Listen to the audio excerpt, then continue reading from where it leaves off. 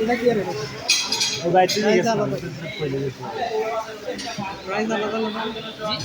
মানে এটা প্রাইসটা কেমন, এটা কি মানে কেমন কি 6 ইঞ্চি 9 ইঞ্চি 12 ইঞ্চি পিজা তো মানে ইঞ্চিতে পিজা তো হয় 12 ইঞ্চিতে কত পিস?